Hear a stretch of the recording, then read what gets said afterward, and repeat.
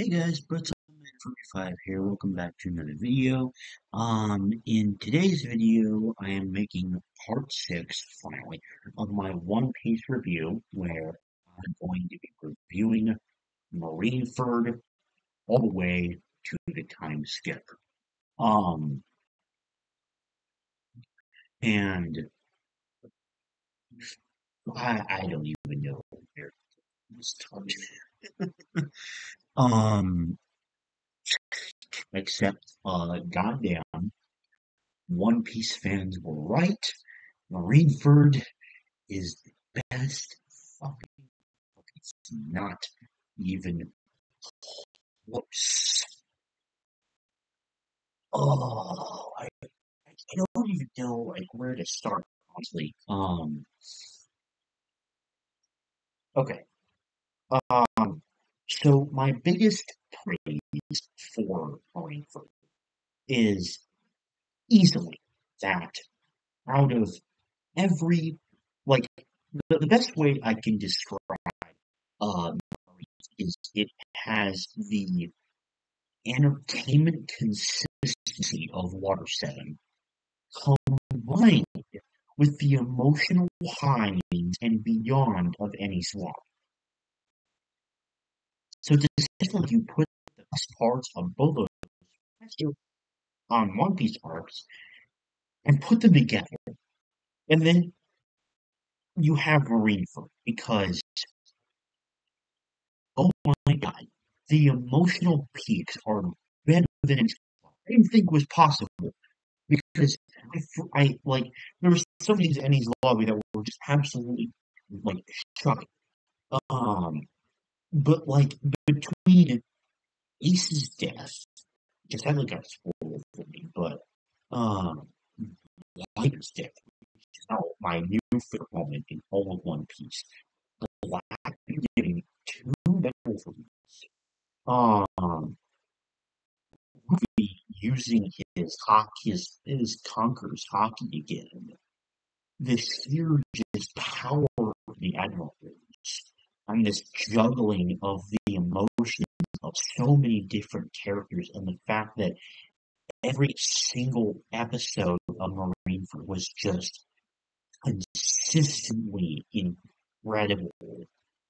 Um, like there were so many like little angles to the different fights, like Moria, Luffy versus Mihawk, Mihawk versus like another well-known swordsman in the Whitebeard Pirates, Marco with his awesome Phoenix power, um, the different emotions, the different admirals participating in the Zero, Akainu, Aokiji, like seeing Akainu's insane devil fruit and just kind of how insane he is as a human period because of just how triggered he tends to get at pirates.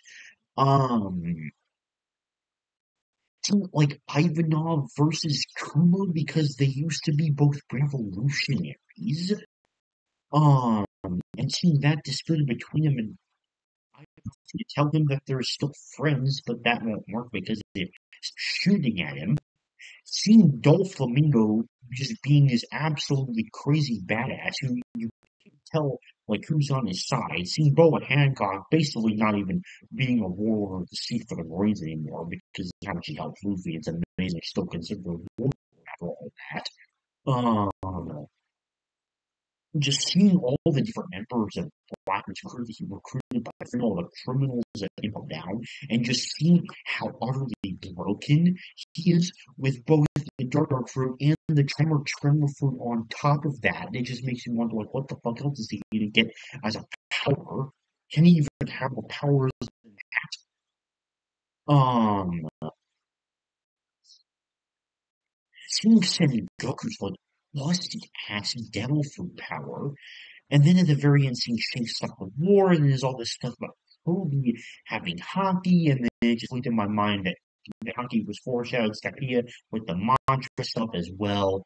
Um, and seeing like his cowardice and when in the battle, and instead it's Luffy, and then seeing these random characters, all arcs like the this dude from Sierra Village is back in the Marine, and some other character I don't remember. And then how Luffy just easily beats their asses, and then Crocodile just being a complete badass as usual, and kind of like helping nobody know what his motivations are, and Jinbei being just the biggest bro of all time, and being a complete badass with his fishman karate. I love Jinbei; he's amazing. Um, and then Whitebeard. Oh man, dude, Whitebeard. We've barely seen much of Whitebeard up until this point, but this is his, I think, arc to shine. I mean, just seeing the power of his devil fruit that literally like shifts islands in half and like raises tsunamis, and just, like he can just like swing his sword and create a fucking earthquake. And then just seeing on top of that, like the tactical geniuses between both Whitebeard and Sengoku as they go back and forth for tactical strategies. As Whitebeard does all for one strategy, but then Sengoku has like another backup plan on top of that, and he's playing to cross execution, and then just like the coordination of Blackbeard's forces, and then just like when that guy scored, like just stabs him and he just like takes it like it's literally just like not even like it's just like flicked him or something, not even like a paper cut or something. It's like he flicked him in the arm was that much damage that did essentially, and he just pulls it back out and then just like hugs Squard because like it's his son. And like before that, that concept of Whitebeard having like a family, like was this unique quirk that was something that you didn't really take too seriously. But in that moment, it was just like I 100% like believe this idea, this concept of Whitebeard's crew is one giant family. And also seeing like Ace's like retrospectives how he met Blackbeard was just amazing, and seeing how their relationship developed as a father and son thing was even more incredible. Because it little hints into Ace's like backstory, and it's just amazing. And even then, there's the bond, but the building and showing of the bond is brothers, even though they're adopted, as like uh as adopted bro was just crazy, and it's just like a strong bond that they have clearly. And then even more like this idea of the like the I can't think of it.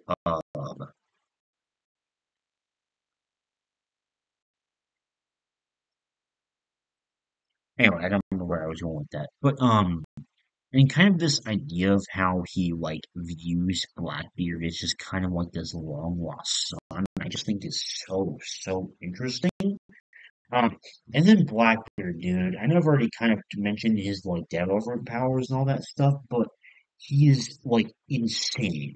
He's my favorite One Piece villain now, like more than Crocodile was in Alabasta, I think. Um,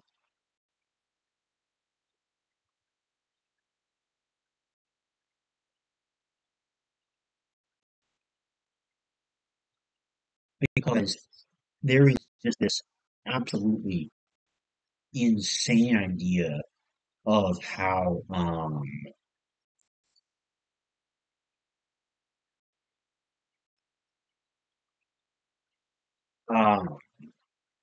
of how um of how we just like I also type thing again. But the reason that Blackbeard is my favorite villain is because he acts really strong and OP, and he like laughs and brags in the faces of everyone basically. But like when he looks like he's about to get murdered by like Whitebeard, and like when Whitebeard like tries to like hit in the face, and he's just like, "Wait, I'm your son," and just seeing him just become like a total coward in that moment is just like so interesting because that contrast of a villain is something I really savor. I think it's done it so well with Blackbeard as a character. Um, and then, dude, that plot twist that Ace was the son of Goldie Roger. Actually, unfortunately, had that spoiled for me too. But it's still like a crazy thing. And next time I've seen Garth's promise to uh like Roger, essentially, even though they were rivals, that like Garth would take care of him, and then Garth in this arc, dude, he's like remaining like purposely reserved because like he knows he like can't like he wouldn't be able to do anything. And then like just seeing him get involved and about to fight and then just leave it, he just doesn't have the strength to. And the fact that Sengoku had to hold him back from murdering Kaiju for killing Ace, um that was and one of these would have said like he would have killed Kaiju. Like if he didn't restrain himself. Like that just blew my mind. And Garp as a character is insane because like, he's just so different from what he's originally characterized as. And it's just like such a brilliant like depth character to him.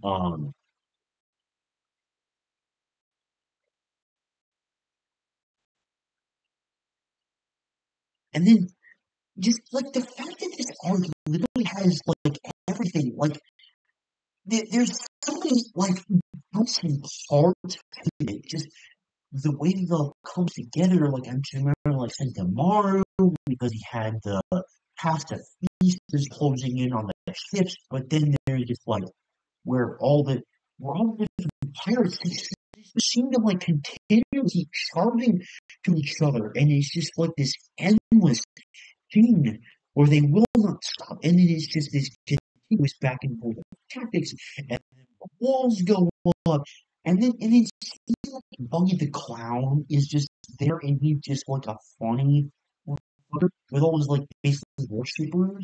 It's so funny, and it seems just real with, and the fact like not be there, be complete hero. And then he gave the key after Kizaru broke the key, which was equally shocking after a movie had only reached the pedestal.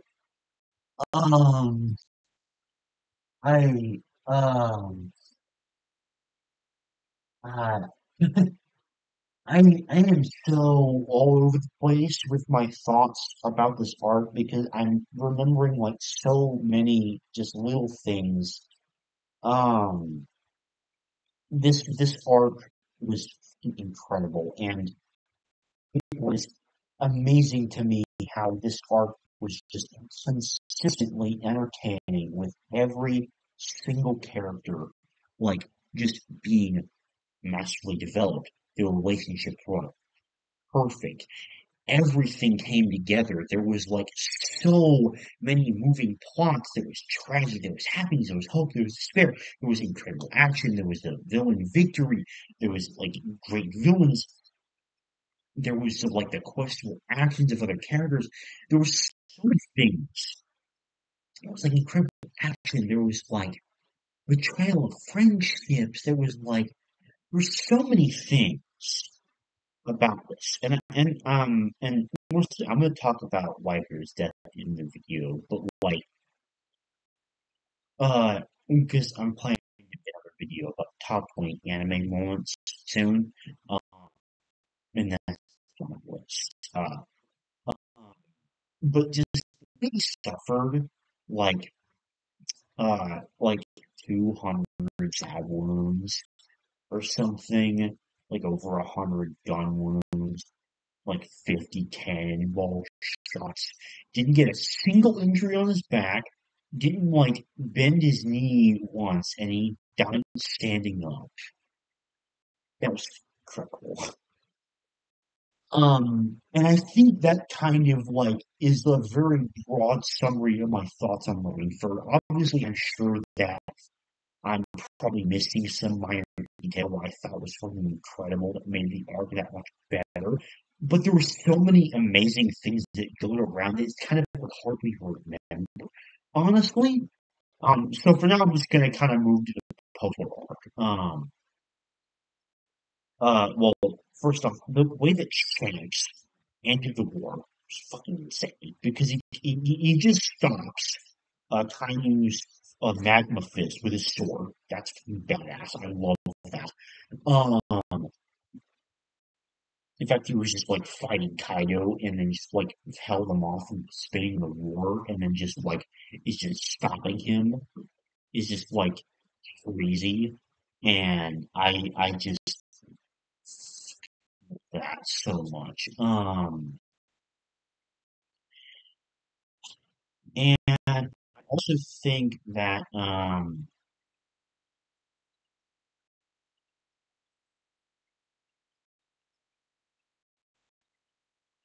sorry, I was looking at something. Um, I don't know where I was going with that. But in terms of the post-war arc, I love Luffy, Ace, and Sabo's backstory. I love seeing the three of them together as comrades and their little adventures. And Sabo's tragic death was very, very sad to me. Although in One Piece, I feel like he's probably going to come back as some as character in some later. Um,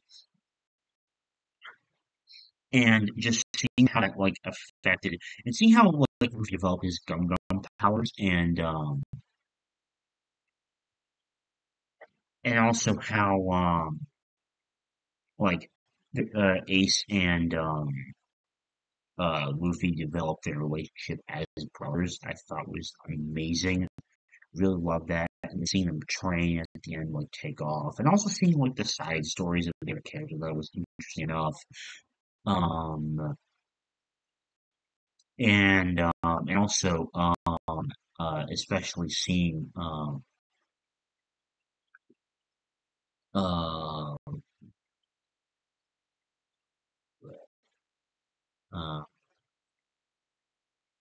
and especially seeing all the world building that's done, like seeing all various like pirate crews in their ships now in the new world, and then seeing like Blackbeard and being like chased by Kainu is like crazy.